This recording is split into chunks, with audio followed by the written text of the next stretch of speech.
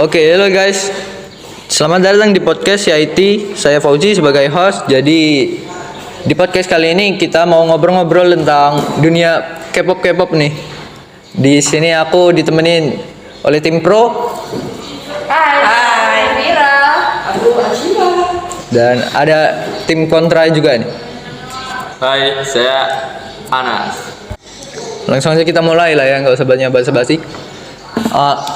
Jadi akhir-akhir ini kan banyak banget nih, lagi nge-boom banget soal K-pop ini. Jadi banyak yang pro, ada yang kontra juga, ada yang bilang plastik lah, lain-lain. Habis itu ada tim ARMY ya.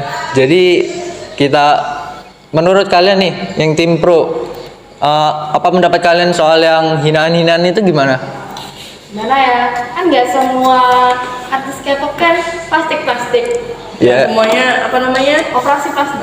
Kayak dia tuh dari debut aja udah cantik deh kan. Nah, kayak Kebanyakan orang yang ngomong kayak gitu tuh dianya jelek, jadinya iri kan? Iya, itu dia. Udah ngomongin plastik dia nggak nyadar diri. Padahal kan mereka kan nggak cuma tampangnya doang, banyak yang bisa ditiru. Dia kan pintar ngedance, nyanyi, bagusnya lagunya bagus. Tapi kan rata-rata banyak orang Korea yang rata-rata operasi plastik gitu. Nah, akhir ini kan ada K-pop yang baru datang ke dunia entertainment itu kan namanya New Jeans. Mereka kan dari kecil kan pasti belum lah operasi plastik. Terus kalian kok bisa mikir kayak K-pop tuh plastik? Karena kita lihat dari tampangnya dia dari kecil udah imut, udah cantik. Menurut kalian tuh apa ya? Kenapa kalian ini benci banget? Ya, apa alasan kalian benci sama K-pop padahal kan lagunya enak, bisa apa ya, menjadi idola kan.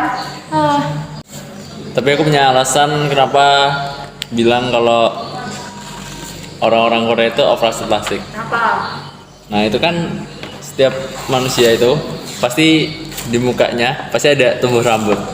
Kenapa orang-orang K-pop itu nggak ada rambut sama sekali di kumis atau di jenggot?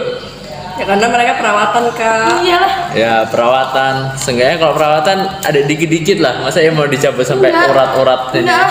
Oh, kamu belum pernah lihat ya ini ya fancamnya dari ada Sehun itu, dia masih ada tulisnya Chen, itu masih ada ya.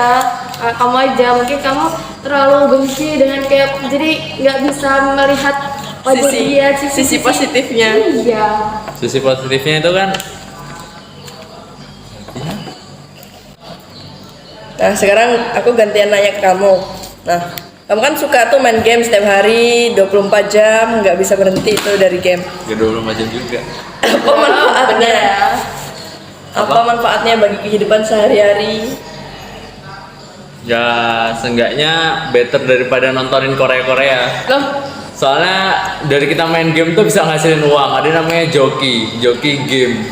Jadi di situ setiap kalian main game, kalian akan dibayar. Itu harganya yang nentuin kalian. Bayangin aja kalau main itu sekitar 10 match. Nah, kalian kasih harga satu matchnya itu 5.000.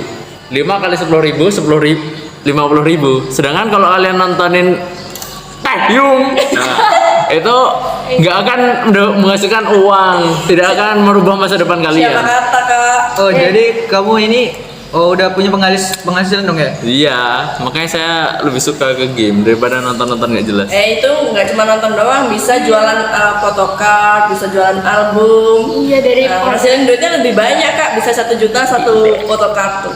Oh iya, satu lagi. Kita tuh nggak K-pop tuh bukan cuma Taehyung doang ya, banyak fandom lain, nggak cuma BTS. Jadi Aku tahu aja gitu.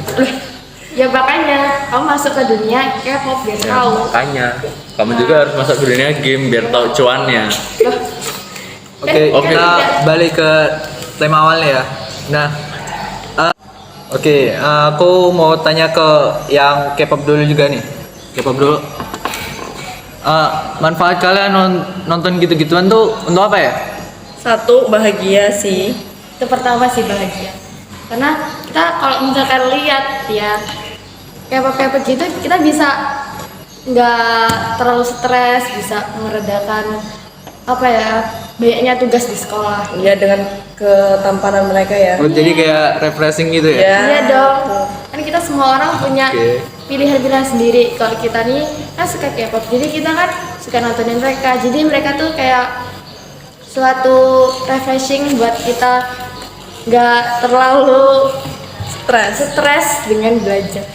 Oke, kalau kamu nih yang pro game, manfaat kamu untuk ngegame terus itu tuh apa ya? Yang pertama udah pasti menghibur diri, karena kita juga nikmatin mainnya dan bisa ngasihin uang juga, nggak kayak yang itu. Nah, sebenarnya game itu kan udah mendunia dan Indonesia juga udah pernah juara dunia. Iya. Contohnya kayak EVOS itu juara dunia 2019 di ML. Terus BTR itu juara 2019 juga juara dunia. Nah, itu juga kita bisa masuk dari akademi-akademinya untuk ikut ke e-sport itu. Oh, sekarang gini,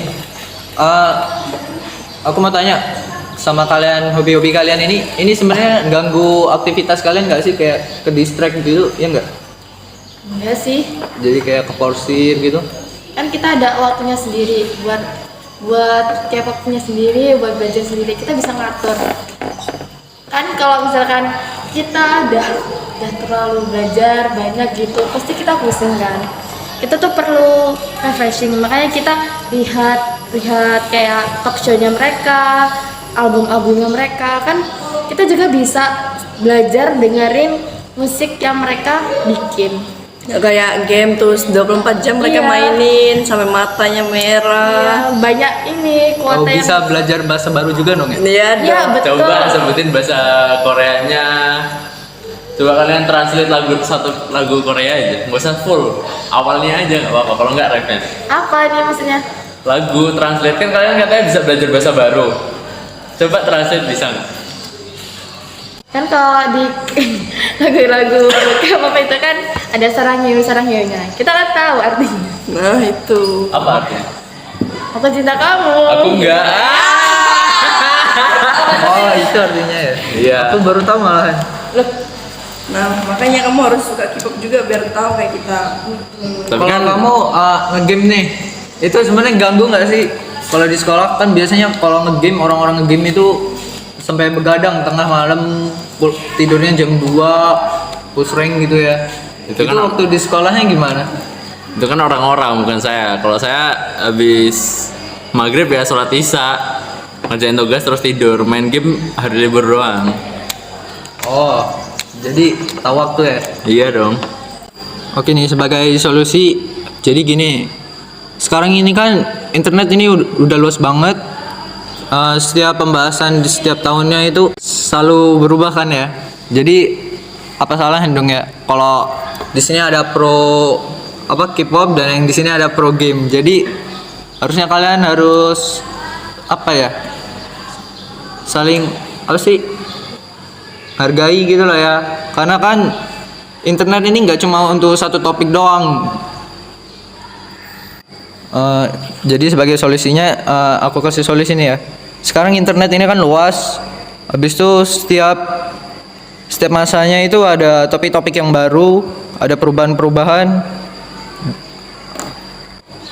Dari yang awalnya FYP, TikTok, YouTube itu kan dulu di zamannya 2017, 19 itu kan game ya. Sekarang akhir-akhir ini udah berubah ke K-pop. Nah, solusinya gini aja, kita sekarang ini bisa buka usaha dong ya. Ya kan? Iya. Yang di pro K-pop nih.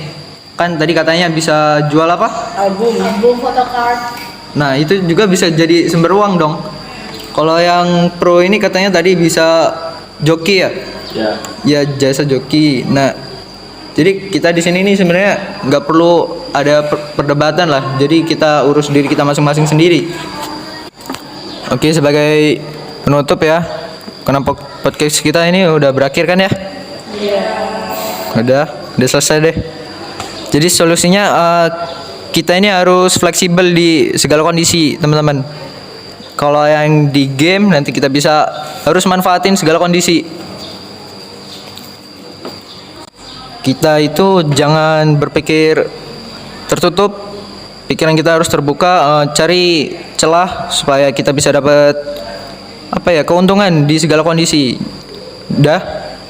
Saya kira itu saja yang bisa saya sampaikan di podcast ini. Sampai jumpa di part berikutnya. Bye.